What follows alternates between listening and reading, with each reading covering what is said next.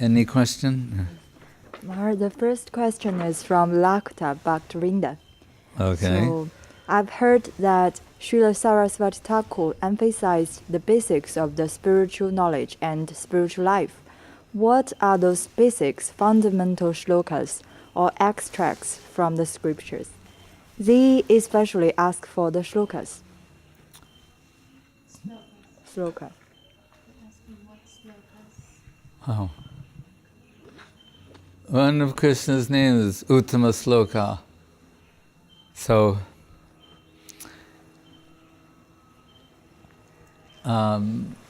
they are Krishna. Sometimes Guru Maharaj says, Siddhanta is Krishna, Krishna is Siddhanta. These slokas, Uttama Sloka, it's one of his names. So he's very pleased for that. If we commit to memory, it'll be very good for us. There are some people who believe, like with poetry, it's important to speak poetry out loud, and it's also important to memorize it. So we're also told, like if you come before the deity, you should say something out loud, not mentally. You should, in the presence of the deity, you should say Jai to the deity. Take the deity's name and say Jai. Rupa Goswami mentioned this. That's in the Bhakti Rasamrita Sindhu as well. So I just mean, by way of saying that it is important to vibrate aloud. And it's so valuable. What did I say?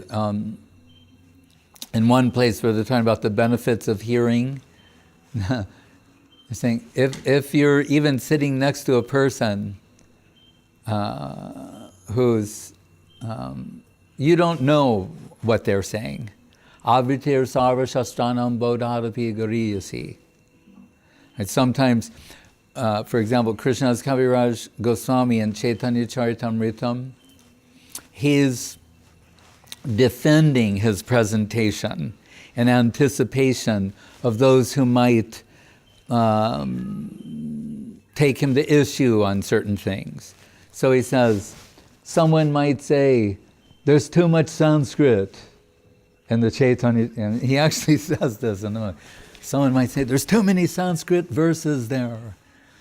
And he says, well, first of all, the bulk of the book I put in Bengali, which was common language at that time.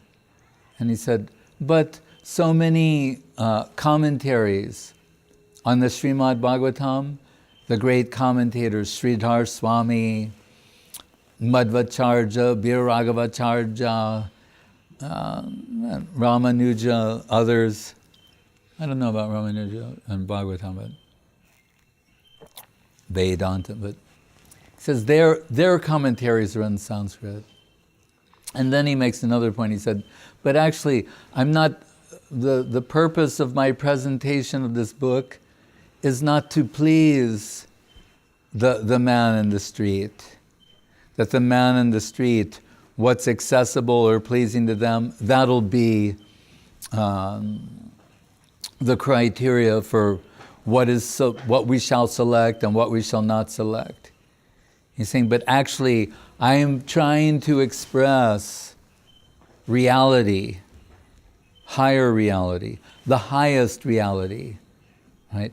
Not only truth, satyam, but satyam param, right? And what does the Bhagavatam say? Damna svena sada nirastu kuakam.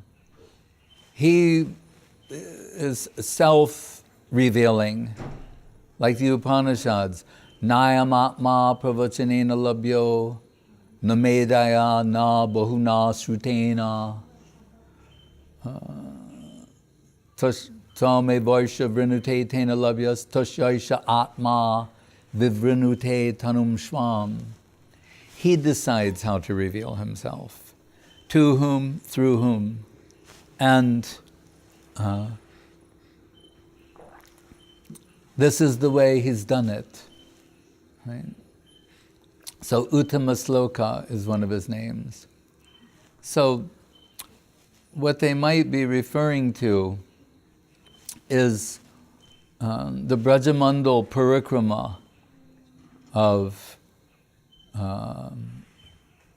what I wanted to say before that is there's a famous verse around the beginning of the 10th canto, where it's going to be the appearance of Krishna. It's before that, and Brahma and the demigods, they're praying. It says, Satyam Vratam, something Satyasya. And the word Satya is mentioned repeatedly.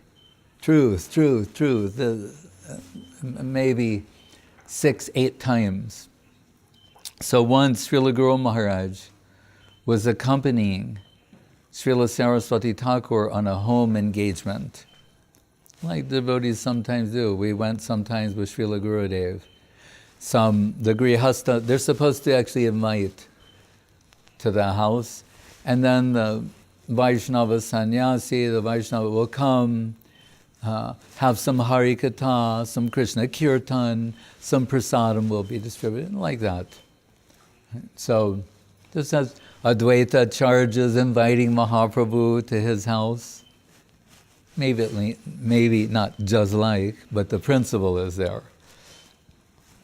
So that program, I believe only Guru Maharaj accompanied Srila Saraswati Thakur.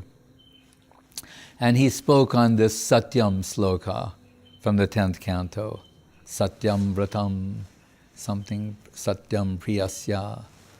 And it's very mystical and beautiful. It's, to me, indecipherable. But Guru Maharaj can explain something. But anyway, that evening, you can think of all the slokas, right? He spoke on that. And when Guru Maharaj heard his explanation, he was excited because he could understand something extraordinary was coming down, passing through Saraswati Thakur. But their habit in those days, like we make recordings, they had in lectures that were with full attendance of devotees, 3 were writing what he said. And in the end, they would compare to make a transcription. But they were writing while he spoke.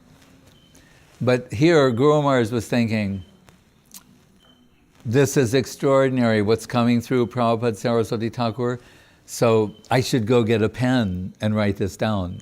But then he thought, if I go to get a pen, I'm going to miss something. So he was like torn, and he decided not to leave. And we know he has also some extraordinary capacity for reproduction. But anyway, he didn't go. But as Sanatana Goswami said to Mahaprabhu, that I heard you had a talk about the Atmarama Sloka with Sarvabhauma Bhattacharya. Right? We're studying this part on the sannyas of Mahaprabhu. Now when we last spoke, he had fainted before the deity. The guards were going to throw him out. Sarvabhauma detects the Suditva Sattvika Vikar, Asta Sattvika Vikar ecstasy, takes him to his house. There he has an argument, you can say, with Gopinathacharya about, is there a Kali Yuga avatar? Who is Mahaprabhu? Things like that. And incidentally, when we said the guards were wanted to remove Mahaprabhu, at another time, when Nityananda Prabhu was there, he climbed on the Sringasan and embraced Baladev, the deity, and they tried to throw him out, but they were thrown. And they were thrown so far and with such force that they started appreciating Nityananda Prabhu. And they thought, and these men are very intelligent, they thought, this is their thinking. It's so the absence of ego can bring about some sort of internal clarity. They thought, if he can embrace Balabhadra, Balaram, and that didn't destroy him, he survived that, then he must be really extraordinary. And so powerful, Guru Maharaj sometimes mentioned that there's a throne with Krishna and Balaram, and Nityananda Prabhu is saying, come down from your throne. Now is the time for my Lord Gauranga. And Balaram saying, why should we get, we're also Supreme Personality of Godhead. And Nityananda, no, your time is finished. Dwarpa Yuga was a long time ago. And they some sort of, what I don't want to use an unpalatable word, disagreement. And Nityananda prevails. So it reminds me of Guru Maharaj saying, sometimes cheating is better than mercy. I know that'll wake up everybody. Now the lights are going off. Many questions. Goswami Maharaj said, cheating is better than mercy. But I'm quoting Guru Maharaj. We'll deal with that another time. But anyway, so Sanatana Goswami Prabhu asked Mahaprabhu that this discussion you had with Sarvabhauma, because Sarvabhauma is trying to upgrade Mahaprabhu by teaching him Vedanta, saying the duty of a sannyasi is to study Vedanta.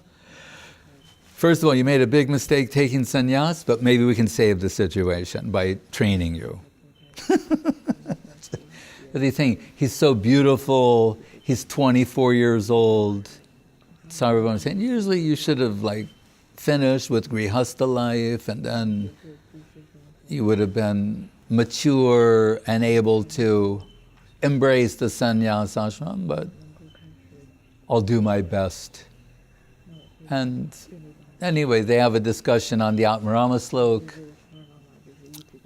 Charitamritam says 9 explanations given by Sarvabhauma Bhattacharya, 18 given by Mahaprabhu, twice as many. So that's 27. So Sanatana Goswami said, I would like to hear that. And Mahaprabhu says, Ami ek botul tumi ditya, the bow means crazy. Batul, he said, I am, crazy the first, and he's crazy the second. 2 crazy men were having a discussion, and you want to hear that. You want to hear the mad talk of 2 crazy men. Unfortunately, I don't remember what I said. Saying, but if you like, I could say something fresh. And then Mahaprabhu begins his explanations and goes up to 60 explanations of the Atmarama Sloka.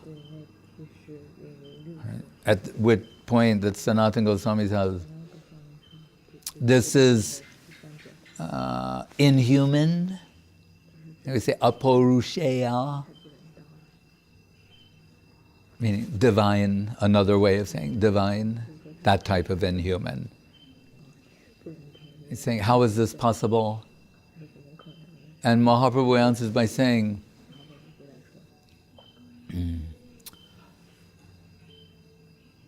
quoting the sloka, when Sridhar Swami had presented his commentary on Srimad Bhagavatam, the Shankarites were not accepting that. They were questioning whether or not it's authentic, that they should accept what he's saying. So they went to the temple of Bharadraj, Mahadev Shiva, and submitted Shall we accept this or not? And it's told, reverberating from the temple, from Mahadev, from Shiva himself, came this sloka. Ahang vedmi sukhaveti vyaso veti naveti va. I know the meaning of Bhagavatam, Shiva is saying. Sukadev, he knows the meaning of Bhagavatam. But the author, Vyas, Veda Vyas, Krishna Dvaipayana Veda Vyas, compiled all the Vedic literature and Puranas. We take the author of Srimad Bhagavatam. He may know, he may not know. So it's very mysterious. Has to do with Guru Tattva, Krishna revealing himself in this world, the absolute descending and relative circumstance, divine agency, inspiration. One famous scholar, critic, literary critic, the premier literary critic in America, he says that, how do you say, to be inspired is to be influenced. And he's going, to be what is desirable is inspiration, where we think something is fresh and original. He's saying, but that means to be under the influence of another. So Mahaprabhu is saying, what I'm certain of, what's passing through me, I don't know it. It's beyond me. Some of the things I'm saying are beyond what I can even understand. But what I can understand is because of your necessity, Krishna is gracing you through me. That much I'm sure of. What's passing through me, I am not sure that I understand it all. It's infinite. Sanatan, the Srimad Bhagavatam is Krishna. Right? So even one part of it, a part of the infinite is infinite. As Giriraj Govardhan, part of Govardhan is infinite. A part of the Bhagavatam is infinite. Right? So when Saraswati Thakur finished his talk, he approached Guru Maharaj. He was himself very excited because what had passed through him was extraordinary. He knew that. Guru Maharaj knew it and Saraswati Thakur knew it. That this was not an ordinary talk, if we want to say. This was an extraordinary talk. Some super divine power current had come down through him. So he asked Guru Maharaj, he said, did you get that? And then Guru Maharaj has to say, no. I was torn between should I leave? If I leave, I'll miss something. Get the pen. So I didn't. And Saraswati Thakur, which shows he had a sense of humor, he said, then you're a Gobar Ganesh. Gobar means cow dung in Bengali. Gobar. He said, you're a Gobar. What is Ganesh's specialty? We're told he broke off one of his tusks and he gets it, right? Ganesh doesn't have a dilemma should I go get a pen and paper? No, breaks off his tusk and he's writing right away, recording Veda Vyas. Saraswati Thakur is Veda Vyas himself. He's Vyas, like that as well. Guru Maharaj, I don't know what he could have done. We know he has this capacity to remember, but this was something extraordinary. And then Saraswati Thakur told him, you wanted to hear it again. He said, I also want to hear that again. Right? So that personality, that Saraswati Thakur, who could speak 3 months on the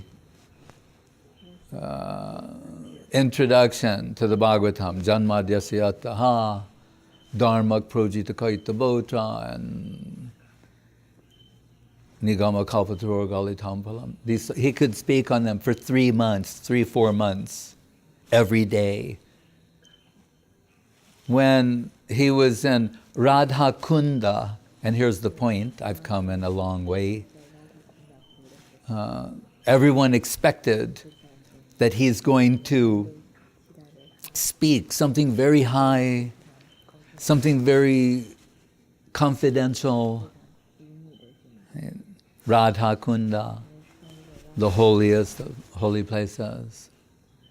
And there he was speaking on the Vacho Vegam, Manasakroda Vegam sloka, the first of the Upadeshamritam, and Pralad Charit, the teachings of Pralad Maharaj, which are what? Taking the 7th canto of the Bhagavatam, Pralad Charit means Shuddha Bhakti. How do we know that? Sanatana Goswami Prabhu, the Bhakti Siddhanta Acharya, Brihad Bhagavatamritam, Brahma sends Narada the Shiva. So it goes from Karma Misra Bhakti to Jnana Misra Bhakti. In this context, we're talking like Bhog Shiv, Tyag Shiv, Tyag Shiv. And Shiva defers Narada to Pralad. That's the beginning of Shuddha Bhakti. So the idea being that there must be a strong foundation. Therefore, Nityananda Prabhu, the Pralad Charit, Shuddha Bhakti, have a strong foundation, can withstand the weight of what is built upon it. So if, as neophytes, we rush to higher things, the whole thing will topple because we don't have a strong foundation to withstand the weight of heavier things. So sometimes people ask about slokas, but I have a collection of them myself. But it's hundreds of pages. I've looked at different times. It just gets bigger. And when you try and say, well, which one? There's so many beautiful ones. But I remember when I first started committing them to memory, I was wondering whether I could do it or not. And my service was at ISKCON Press, and I think only maybe at the time, first canto was first volume of the second canto, maybe even the second, but third canto was not printed, but coming. And we would read the flats, the layout flats, and read through there. And I just saw this one sloka in the third canto, and I just thought it was beautiful. And it wasn't something like practical, it wasn't like, oh, this is a sloka you can really use in preaching. It wasn't dehi nosmin yata dehe komaram yovanam jara tata dehantara prapti dhiras tatra namuyati. That's a story. That's a sloka you can use in preaching, always and forever. But it wasn't that. But I just saw this sloka and I said, this is so beautiful. I want to say this over and over again. And Lord, please let me remember it now.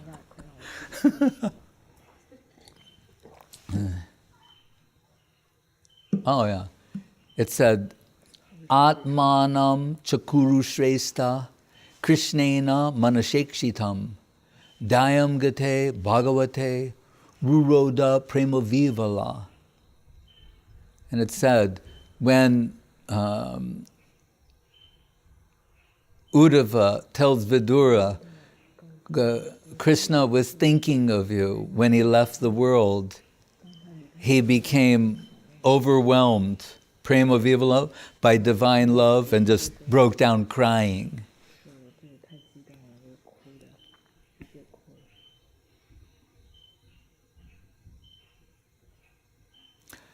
The point is, look, so I must have learned that in 1972.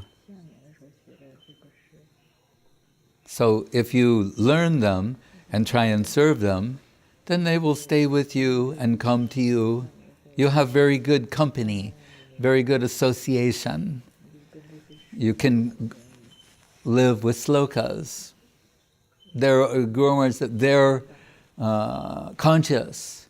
They appear to be passive, but actually they're spiritually conscious substance, even personalities, and they want to be expressed.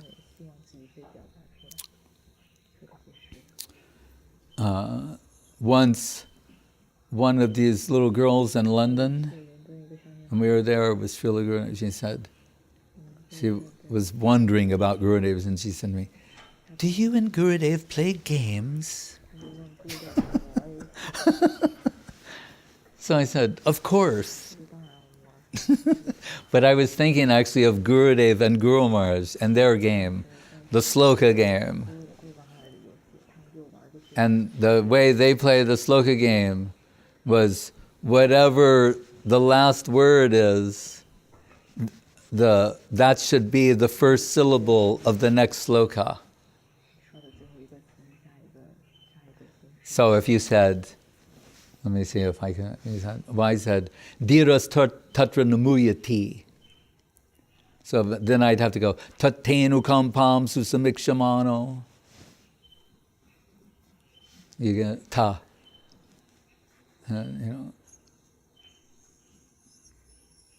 What else would be one? Oh.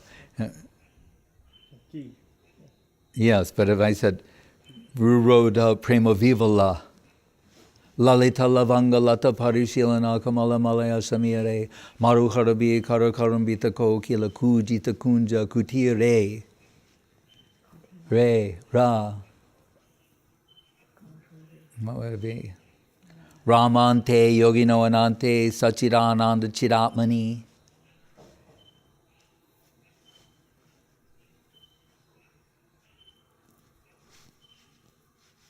Like that.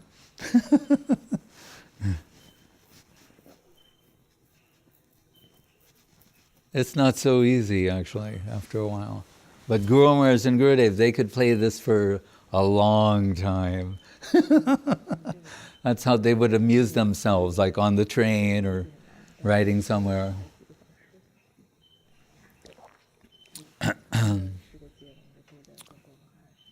Nityo nityanam chetanas chetananam eko yo va vadati kamam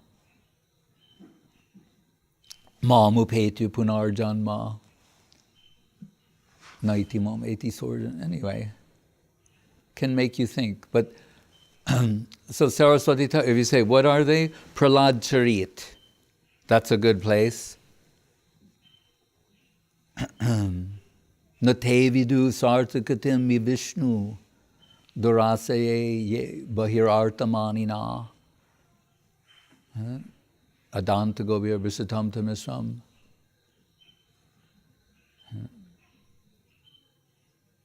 I forget. But those Naishamati Stavaru Rukrumangrim Spurshat Janartad Pagamo Yadarta Mahi Yasham Parajo Bishekam Niskinsananam Navrinita Yavat. Now, when I asked Guru Maharaj once, when he was about, I wanted to, Prabhupada liked these Rishabdev slokas. I mean, some of them are very heavy. You know.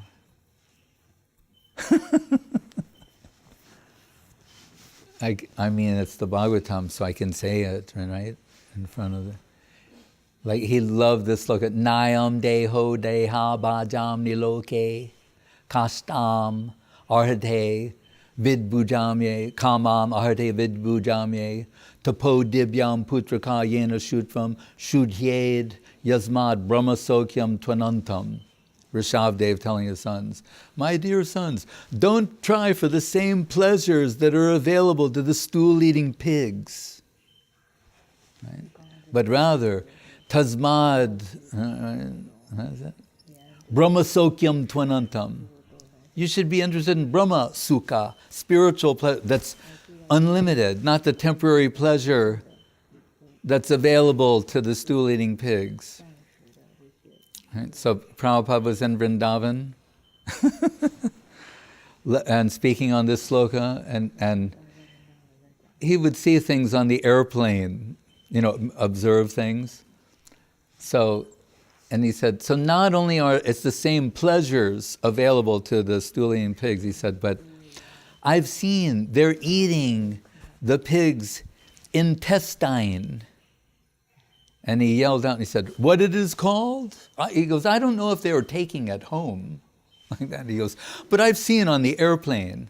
That means Indians. Because then, like the man sitting next to me, and he goes, oh, you're eating veg? And I go, yeah, I'm eating veg. And he goes, I'm also eating veg and non-veg. Like, I'm better than you. You're just eating veg. I'm eating veg and non-veg.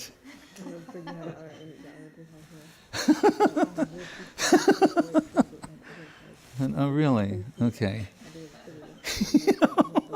So that's it. They like it's if you're on the airplane and they offer it to you. That's why Prabhupada said, I do not know if they are taking at home, but I have seen on the airplane they're eating the pig's intestine. What it is called? He had like no idea.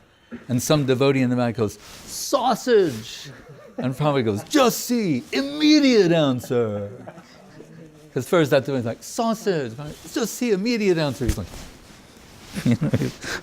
like, trying to hide. There's like 1,000 people looking at him.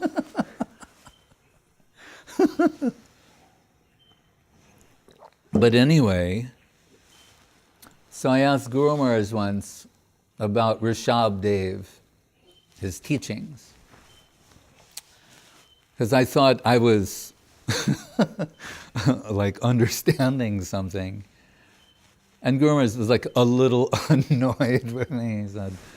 He said, that is generic bhakti, general bhakti, these kind of things.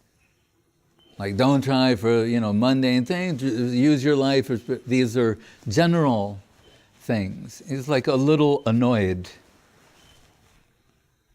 And so I can understand Guru Maharaj's other side. He expects you to pay attention and learn and grow and develop. So that's when he goes, he said, haven't you gone through the Brihad Bhagavatamritam? And when I went like, no, it was like he went like, oh, no wonder. But that was his blessing to do that. And what he meant was, that's where you'll start understanding gradation. If you don't read the Brihad Bhagavatamritam or understand what is there, you'll be asking questions like this. So if you become acquainted with what Sanatana Goswami is teaching, then you'll start understanding placement. That something is superior than another, or an interpretation is deeper or superior than another, things like that. The gradation, and I told it's Guru Maharaj's ontological method, Ramananda Sambad. How can Mahaprabhu dismiss Bhagavad Gita as iho bahya age ka? That's external. When is Bhagavad Gita external? In the Ramananda Sambad. When Mahaprabhu is trying to make another point or show the gradation. Brahmabhuta prasanatma nasochati nakankshati samak sarveshu bhuteshu madbhaktim labate param. Guru Maharaj is saying, that means you're at the door.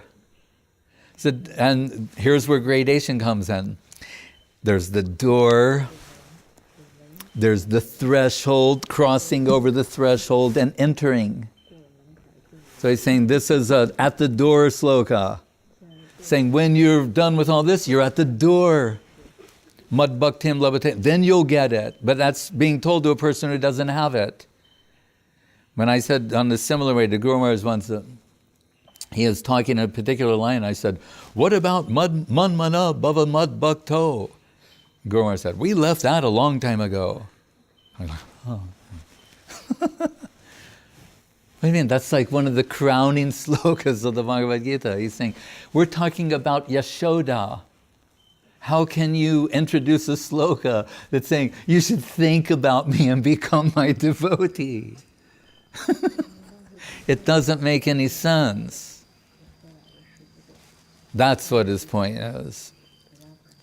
So, but Bhagavad Gita is very mysterious. So Guru Maharaj, hidden treasure of the sweet absolute.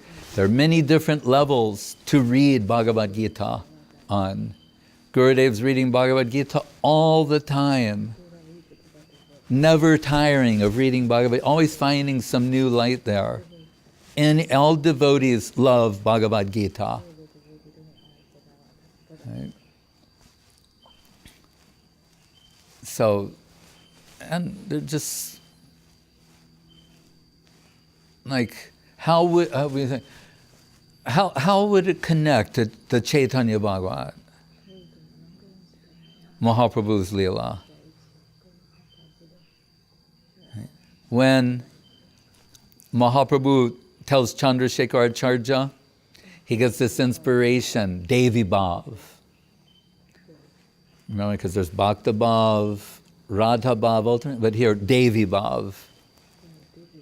And he wants to have a play where he will dress as, he says, Rukmini, but he shows like Mahadevi, all the different goddesses, everything. Right? Anyway, not to tell that now, but at the end, after this divine performance, where all the devotees are flooded with Krishna Prem, and they don't want it to end. They just want to keep, Mahaprabhu appears as Rukmini, sometimes as Radharani, different types of everything according to the respective positions of all those devotees. And that's where he is in the as Rukminis, as Shrutva Gunan Bhuvana Sundarashan Vatam Te. He's writing, we're told, the tears are pouring down her eyes onto her divine hand, and the earth is the paper, and with her finger she's writing this letter to Krishna, inviting him to kidnap her. Beginning with that sloka, Shrutva Gunan Bhuvana Sundara Srinvatam Te Nirvishakarna Vivarai Haratonga Tapam Rupam Drisham Drishimatam Akilartalabam Tvayachuta Vishati Chitram Apatrapam Me.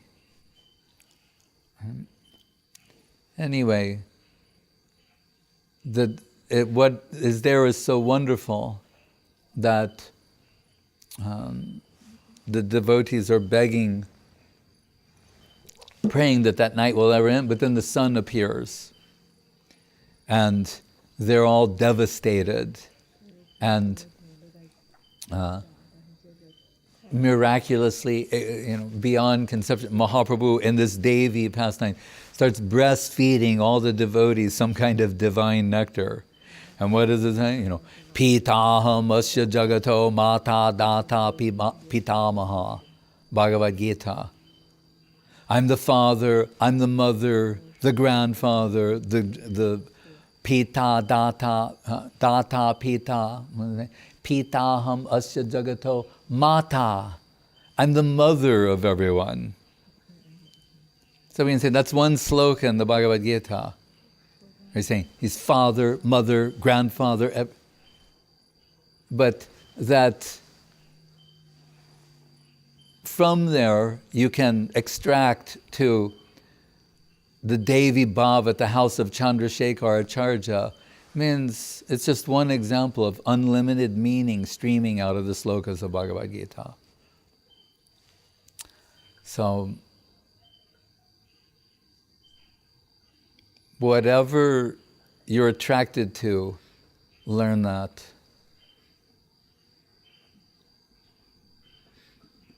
But, well, Saraswati Thakur, speaking of Saraswati Thakur, because that's what their question really is, he, under his direction, his disciples made a book called the Gaudiya Kantahar, which was specifically meant as a, Guru said, an armory of slokas for the preachers.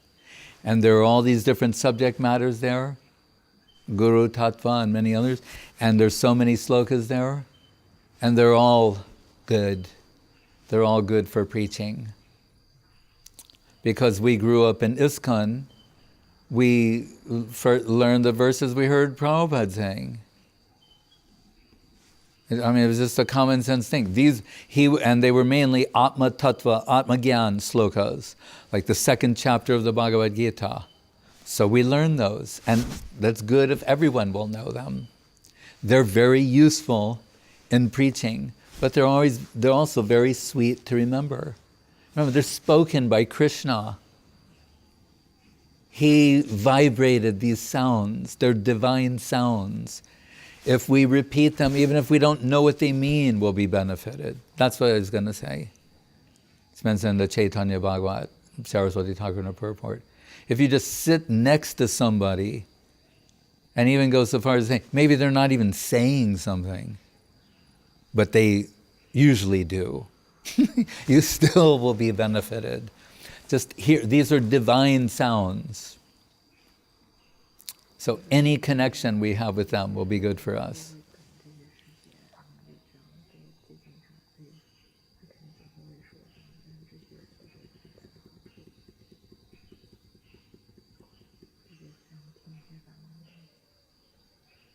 Yes. Coming back to Bhagavad Yes.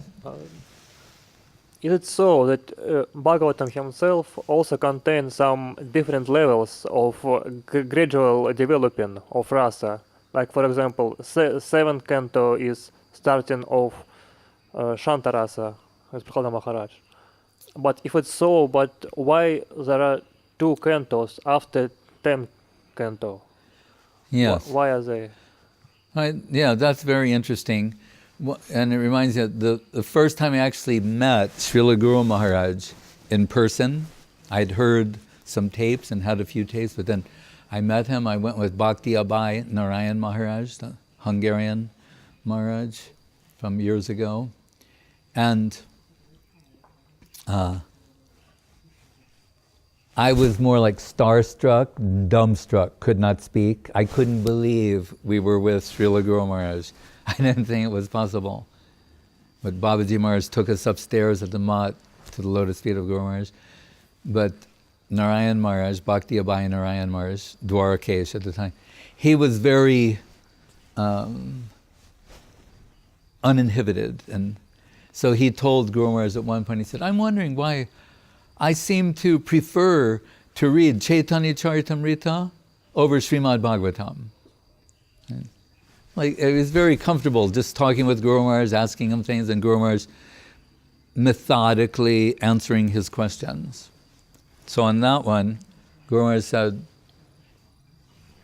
yes, of course. He said, because Srimad Bhagavatam is presents rasa gradually culminating in the Madhura rasa in the 10th canto. All of them are there, but it culminates in the presentation of Madhura rasa in the 10th canto of Bhagavatam. Shama lila avalambam. But he said, but Chaitanya Charitamritam is an exclusively Madhura rasa literature. He said, so therefore, naturally you prefer, speaking like that. But this point comes, so at the end of 90 chapters in the 10th canto, if you look at Vishwanath Chakrabarti Thakur's commentary, that's a major conclusion to Krishna Lila. And interestingly, as at the heart of them, remember, and he divides it into two halves. the first 45 chapters and the second 45. So after Krishna leaves, when the Mathura Dwarka part starts, he's giving obeisances to even these halves of the Bhagavatam. And he again summarizes it in the 90th chapter. But there it's mentioned in that sloka, is it Kurari Vilapasi something Nidra Nasheshe, where the queens of Dwaraka, very similar to the Braja Gopis in Vrindavan, they're experiencing separation and divine madness. So the bird, Kurari, which some translate as offspray or whatever, just bird, particular bird. But we can, like Chakrabaka, similar. And we know from the poets, they have to separate at night. At night, these birds, one goes to one side of the river, one goes to the male goes to one side of the river, the female on the other side of the river, and they have to be separated in the evening, experience separation. So the queens, they, in the madness of their separation, it's being projected outwardly into the environment. So when they hear the plaintive cry of the Kurari, they're saying, "Oh, are you also feeling separation from Krishna?" But unfortunately, he's sleeping and he can't hear you. He's not going to hear your cry and come to you. He's sleeping right now. And Vishwanath says, those birds respond to the queens, they say, "Oh, is he sleeping with you?" And the queens break down crying and say, "No, he's forgotten about us also." So it ends on a note like underscoring separation. So really, the Bhagavatam culminates in the presentation of the 10th canto. Remember Guru Maharaj's sloka, Yadamiya Mahima Sri Bhagavatam Katayam Pratipatam Anubhutam Apya Laddavideya Tad Akila Rasamurti Shamalila Avalambam Madhura Rasadi Sri Radha Padapadmam Prapadye. The whole point was to get you to this every step of the way, to understand that the ultimate goal is Radha Dasyam, the service of the holy lotus feet of Srimati Radharani. So really, that's the what do you call it? The climax is that point. After that, it's anticlimactical. The 11th canto and the 12th canto. The 11th canto, where we predicts the appearance of Mahaprabhu from the Navayogendras, Karbajan Rishi, and who else? Maharaj Nemi, and the Uddhava Gita, Krishna's parting instructions in the world, and other things. I'm speaking in summary. And the 12th canto, Kali Yuga predictions, and a summary of the Bhagavatam. So really, the culmination, we know also, is in the Rasa Lila, the Panchadhyay, those 5 chapters, 29 through 35. Then the Brahma Gita, chapter 47 or thereabouts. And there's a summary of the 10th canto at the end. And I mean, so we had Vrindavan pastimes, Mathura, Dwaraka, everything's been presented. And the 11th canto, Uddhava Gita, and then summary of the Bhagavatam and conclusion. Does that answer your question? Yeah. Somewhat.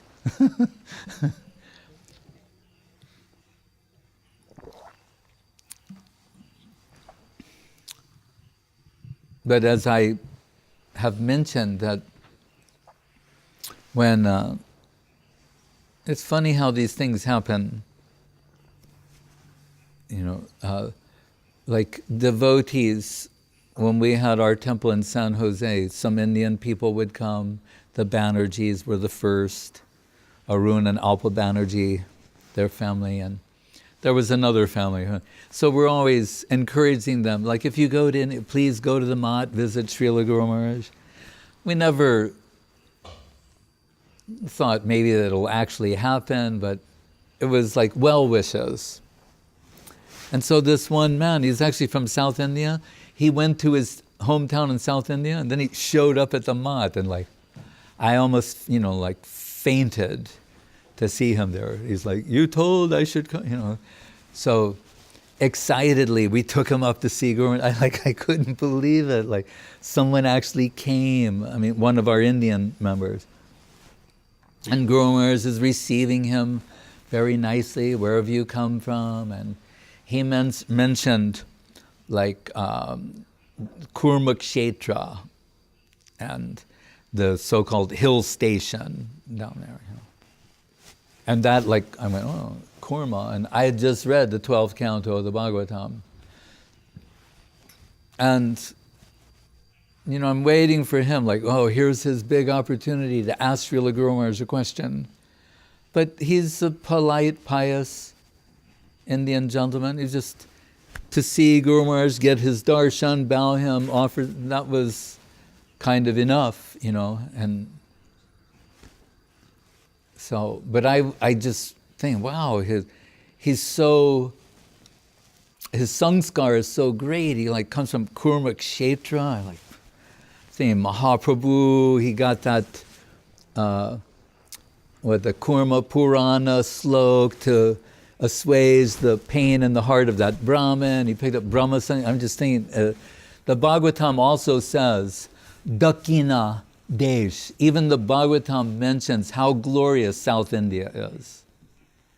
And it's generally taken, although it's not Gaudiya, but that's where the Sri Vaishnavas were, and the Madhvas, and even the Shaiva, everybody, that was the most religious part of the country. And that's one of the reasons why after taking sannyas, that's where Mahaprabhu goes and preaches.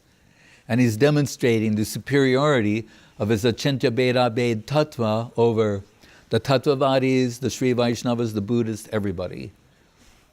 But anyway, so I just read the 12th canto, and there was that sloka there that begins, Prishte Brahmyada Manda Mandara Giri Gravagya Ganduyanan Nidralo Kamatakrite, etc. Right? The one Srila Gurudev told that when they offer Paramanna, sweet rice, to Varahadev, to try and get Govinda Kunda to create a foundation, this is the sloka that they should chant, to Kurma Dev. It's very like a miracle pastime, actually. But anyway, so I'm thinking, the Bhagavad, 18,000 slokas, and for those who are counting, Guru Maharaj says there's around 16,000 extent. So there's a little room for Asura Mohan there, like, what are those other 2,000? But anyway, so, so I'm saying, here's the summary, like you're saying, 7th canto, Prahlad, it starts building up, 8th to the 9th, to, Maharaj Ambarish, Gajendra in the 8th, Maharaj Ambarish in the 9th, and then the Ramachandra dynasty. So we're thinking all these different sections, and we've heard different things about them. And so I'm thinking, particularly this last chapter, which is small, everything in there must be significant. We know the last sloka, Babaji Maharaj, like very much. It's one of his type slokas. Nama sankirtanam yasya sarva papa pranashanam pranamo dukkha samanas tannamami harim param. The last sloka of the whole work says, what does it all come down to? Nam sankirtan. So Babaji Maharaj, that would just make him dance, and he liked to sing that. But there's other things there, that Brahmaikatma Prayojanam and Sarva Vedanta Sar. It's the cream of all the Shrutis. They're really, there's all this praise of the Srimad Bhagavatam. It's fitting, it's concluding, and so much praise and how important it is, how unique it is. Prema Pumarto Mahan Srimad Bhagavatam. What is that line in Vishwanath? Pranam. Srimad Bhagavatam Pramana Mamalam Prema Pumarto Mahan. Very beautiful. Like Dharma Artha Kama Moksha. This is Prema Pumarto Mahan, the fifth goal, the ultimate goal of life. Right? So, but then there's this sloka there about the Kurma avatar. And so this man saying he just came from that place, and that conversation just sort of winded down, and I asked Guru Maharaj, why does this sloka at the very end of the 12th canto of the Srimad Bhagavatam glorify and the Kurma avatar and remind us of that pastime, which was in the 8th canto with Mohini Murti and the Devas and the Asuras. And for, if you need a visual, it's after like immigration at the Suvarnabhumi airport, right? Right? Where you see the demons on one side, the Devas on the other side. And they don't have Kurma, but as Vishnu. These all, Vishnu form, but it would have been nicer. They're probably thinking we shouldn't like freak out the Farangs or something.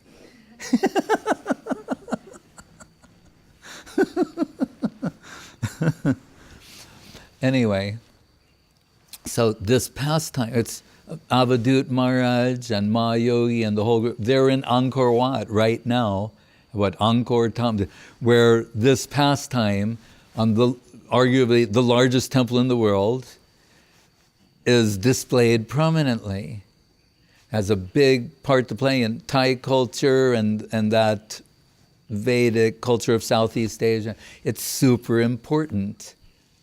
So I was asking Guru Maharaj, but I couldn't understand why it was appearing there. I could understand theoretically it must be significant, but I couldn't understand why. And when I asked Guru Maharaj, I saw him kind of laying down, and Sagar Maharaj, and I looked at Sagar Maharaj and I went, oh no, I'm taxing his brain. So I said, let's just tell him. I said, Maharaj, you don't have to, this was in the afternoon, wasn't like class time, and I started telling him, you don't actually have to answer the question. But what I didn't realize, Guru Maharaj was doing what he does, scanning all the scriptures, thinking of all the things, he was in process. He was doing what he does. And when I hadn't even finished all my words of saying, it's okay, and then Guru Maharaj, what was the object of the churning of the milk ocean of the Devas and the Asuras? And I realized, he's answering this. It's just fresh, it's coming out. You understand? He's speaking something ostensibly he's never said before, but he's saying it with the utmost authority, gravity, and certainty. It's a divine flow. Right? And he said, what are they searching for? Amrita. So that you could read in the Wikipedia. Right? And then the Devas and the Asuras were churning the milk ocean. They wanted to get immortality. And people go, it's one of those Hindu myths. The gods, they're trying to become immortal. Oh, those gods, don't they always do that? The Hindu gods, and they always want to become immortal. End of story. That could never be the message of the Bhagavatam. Right? So Guru said, what are they trying to, they want Amrita. Superficially, Amrita, Mrityu means death, Amrita means deathless. So it not only means nectar, but deathless, or that nectar that makes one deathless. But we know from the beginning of the Bhagavatam, right? Remember, Prema Pumarta Mahan, Dharma Artha Kama Moksha, Muktir Hitvanyata Rupam Swaropena Vivastiti. Real liberation is not to just become free from death, to become deathless, but is to enter into the Seva world. Right? Swarup, with the divine form, fit to render service to Krishna, to engage in loving exchange, rasa. That's what it, so if you had to just spell it out, they're searching for rasa. They're searching for the ultimate nectarine substance. That's what he says. That's what they're doing. What is the ultimate nectarine substance? It's Madhura Rasa. What is Srimad Bhagavatam all about? Madhura Rasa. Shamalila Avalambam. Right?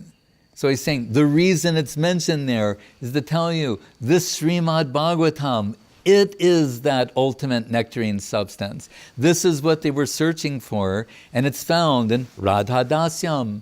The ultimate substance is, Radha Rasa Shuddhanidhi. What is achieved, attained in service to the holy lotus feet of Srimati Radharani.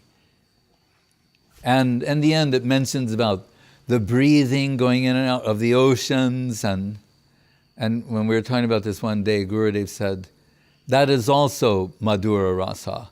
Said it's still going on. That the ocean, they're breathing. The Vedas are supposedly springing out of the breathing of Kurmadev when he's getting some relief from the Mandara hill on his back. And he's like, he is breathing. The Vedas are manifesting and is breathing in and out. This rhythm is actually divine. That's why when we go to the ocean, we have a mystical experience. Right? Listening to the breathing.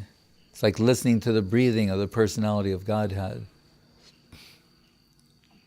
Anyway, so Guru Maharaj said, that's the reason. Right? Otherwise, what would be the purpose? And as you see who's coming out, it's all interesting and perfect. The moon comes out of that churning, right? That means Chandra, Banksha, it's a hint.